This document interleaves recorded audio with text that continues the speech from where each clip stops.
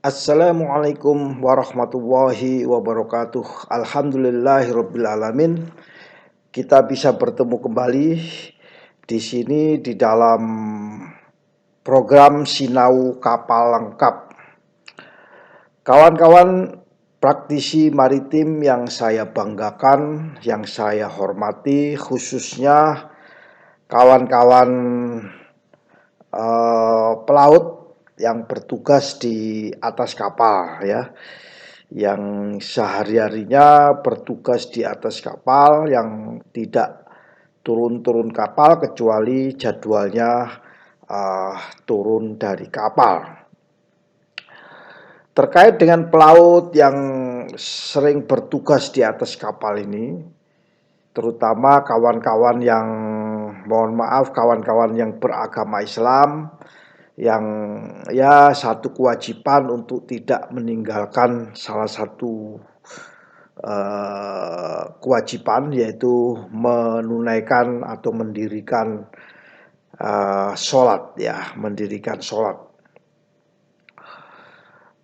Ada satu sholat yang waktunya sangat pendek ya, yang di kapal itu waktunya sangat pendek, yaitu namanya sholat maghrib ya. Maghrib dan isya ini adalah waktunya sangat pendek ya. Jadi harus dijaga dengan baik ya bagi para ABK yang bekerja di kapal, baik ABK untuk kapal-kapal niaga maupun kapal-kapal kapal ikan ya. Bahkan ABK dari kapal TNI Angkatan Laut atau kapal-kapal pemerintah, kapal-kapal patroli, kapal bea cukai, kapal Angkatan Laut ya, itu kapal penumpang. Nah, itu ABK harus menjaga ya waktunya dengan baik ya, karena khususnya untuk sholat maghrib ya ini. Sholat maghrib ini waktunya sangat-sangat pendek sekali, dan ini harus dijaga dengan baik, dan kita tidak boleh mengakhirkan. Sedikit kita mengakhirkan, maka kita ketinggalan untuk bisa melaksanakan sholat maghrib. Kawan-kawan semua, Imam Syafi'i dan Imam Hambali ya, itu di dalam pendapatnya, ijtihadnya mengatakan bahwa bila matahari ya, yaitu matahari terbenam ya, matahari terbenam, maka oleh Imam Syafi'i dan Imam Hambali ini dikatakan bahwa maghrib sudah masuk waktunya. Jadi kalau di cakrawala, kita berada di kapal dan kita melihat di arah ufuk barat ya, atau cakrawala barat itu, dan matahari sudah terbenam dari cakrawala ya, maka kita harus bersiap-siap untuk sholat maghrib ya. Ini adalah waktu yang sangat tepat. Lebih tepatnya lagi, begitu matahari terbenam, menurut Imam Syafi'i dan Imam Hambali, bahwa begitu terbenam matahari tidak kelihatan, bulatannya sudah tidak kelihatan, dan sinarnya berubah dari warna terang menjadi warna atau cahaya merah. Itu adalah awal dari sholat maghrib. Bagi ABK yang sudah melihat seperti itu, maka segera ambil air wudhu untuk melaksanakan sholat maghrib, karena waktunya akan singkat. Nanti akan saya jelaskan kenapa ini bisa waktunya singkat. Imam Hambali juga mengatakan yang sama. Jadi dua imam ini mempunyai ijtihad bahwa masuknya waktu sholat maghrib adalah pada saat matahari terbenam dan warna cahayanya berubah menjadi warna merah.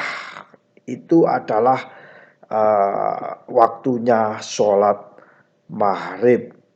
Kawan-kawan kadang-kadang ada yang mengabadikan, wah kita sunset ini, sunset diabadikan menggunakan video, video sampai akhirnya warna mataharinya tidak kelihatan dan kemudian berubah jadi warna merah, kemudian dijadikan suatu momen ya, momen-momen dia melihat adanya sunset, dan ini sebenarnya momen yang tepat untuk sholat maghrib ya.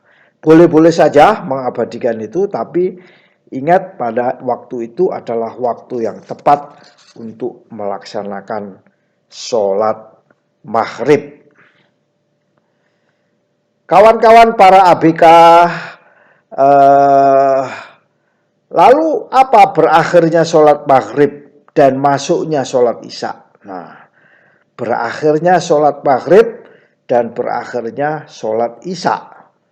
Jadi kalau kita berleha-leha, bersantai-santai, ya nanti dulu sholat maghribnya, maka kita akan menemui berakhirnya sholat maghrib. Ya. Karena yang tadi saya katakan itu sholat isya, ya. Sholat isya itu adalah waktunya begitu hilang cahaya merah ya. Yang tadi itu cahaya merah yang begitu matahari terbenam kemudian berubah warnanya menjadi cahaya merah. Cahaya merah masih bersinar terus. Begitu matahari cahaya merahnya hilang, maka itu mohon maaf. Itu adalah merupakan berakhirnya sholat isya.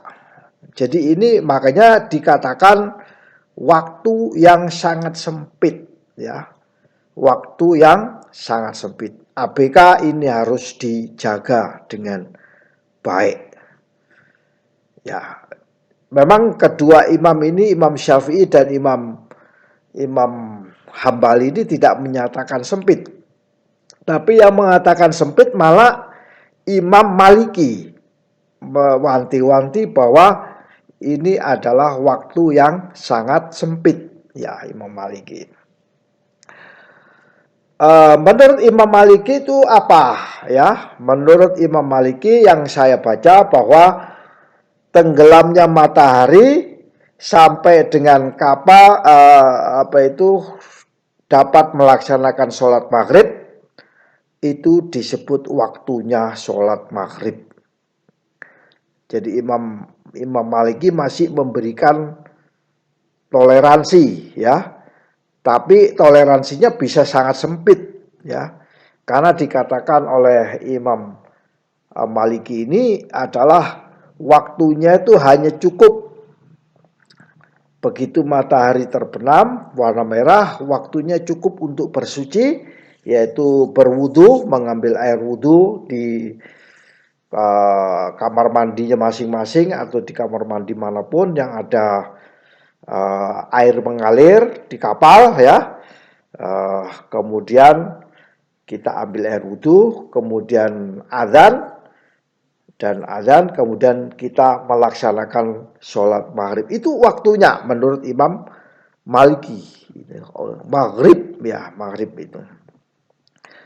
Jadi kawan-kawan semua para ABK, ingat bahwa waktu maghrib sampai dengan masuknya isya ini sangat terbatas. Jadi tolong diperhatikan dengan baik ya. Kami semua hanya karena kami tidak berlayar dan kepada kapal-kapal yang berlayar, baik itu kapal tramper yang kesana kemari atau kapal yang reguler ya, reguler atau kapal feri ya, feri yang setrika itu, yang dari pelabuhan AB itu, meskipun pelabuhan AB kan namanya kapal ABK bertugas ya, itu ya tetap harus memperhatikan waktu sholat maghrib ya. Nah, masih terjadi perdebatan di antara kawan-kawan pelaut. beberapa saat yang lalu saya ada sedikit diskusi dengan pelaut yang di ferry misalnya ya, Pak, apa definisi apa itu matahari terbenam? Ya, misalnya di jalur lintasan Merak Bakauheni itu kan kelihatan kalau dari Merak dan Bakauheni itu di arah ufuk barat itu kelihatan, terutama dari arah Merak, dari posisi Merak, Pelabuhan Merak ya itu. Yang dimaksud dengan definisi tenggelam ya, kita mulai preteli satu persatu. Yang dimaksud dengan tenggelam itu ada cakrawala ya. Kemudian matahari kelihatan muncul ya, kalau misalnya ini cakrawala ya, matahari muncul, kemudian begitu bulatan ini sudah tidak kelihatan, maka dan apa namanya sinarnya tidak terbiaskan ya, tidak terbiaskan ke atas dan berubah menjadi warna merah, maka itu dikategorikan terbenam, didefinisikan terbenam. Dan bahkan tidak kelihatan terbenam dan sinarnya benar-benar terlihat merah ya, terlihat merah, itu didefinisikan sebagai matahari terbenam. Kawan-kawan semua, jadi kesimpulan daripada diskusi singkat kali ini adalah bahwa kita sebagai ABK ya, baik itu kapten kapal, KKM, apalagi KKM. KKM itu dan masinis itu berada di dalam kamar mesin. Tidak kelihatan itu. Tidak kelihatan dunia luar itu. Jadi tidak pernah melihat cakrawala, tidak bisa melihat laut ya. Tidak laut ya, dia sehari-hari hanya melihat mesin. Mesin bantu, mesin induk, pompa, elektromagnetik, semua di kapal, lagi yang ada di kontrol panel itu, apa itu kontrol room itu ya, itu tidak kelihatan. Jadi makanya dia bertanya kepada yang ada di anjungan ya. Kalau yang orang-orang dek, nah inilah kewajiban itu untuk memberitahu kawan-kawannya, orang-orang dek itu. Jadi orang-orang dek harus itu. Baik itu kapal-kapal yang lintasan internasional, apalagi internasional, waktunya yang berubah-ubah, kita tidak bisa mengandalkan jadwal karena sekarang kita ada di Singapura, besok sudah ada di Korea ya, sudah ada di Korea, atau di sebelumnya itu di Vietnam ya, atau di Jepang, atau ada di India misalnya. Jadi jadwal tidak memegang, sementara HP di luar jangkauan ya, sehingga tidak bisa. Yang ada hanya sarana radar ya, GPS, ada radio komunikasi, GMDSS ya, itu saja. Sehingga kita harus tahu ilmunya berada di atas laut, di atas kapal itu. Dan waktu maghrib ini sangat sempit dan untuk segera diperhatikan ya. Kita jangan sering-sering melakukan jamak ya, jamak takhir. Kebanyakan kawan-kawan itu malah menggabungkan sholat maghrib dan isya dijadikan satu menjadi jamak takhir. Inilah kadang-kadang memanfaatkan fasilitas, padahal meskipun dia dikatakan musafir berjalan, tapi dia bekerja di situ, itu sebagai tempat hunianya dia sebagai ABK. Demikianlah sharing singkat dari saya.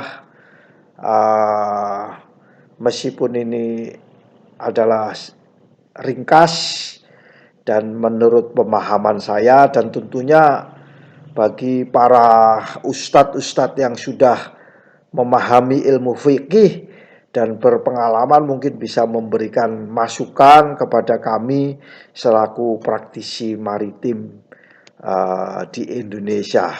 Ya, bagi pelaut-pelaut ini bisa dijadikan bekal. Lebih kurangnya saya memohon maaf.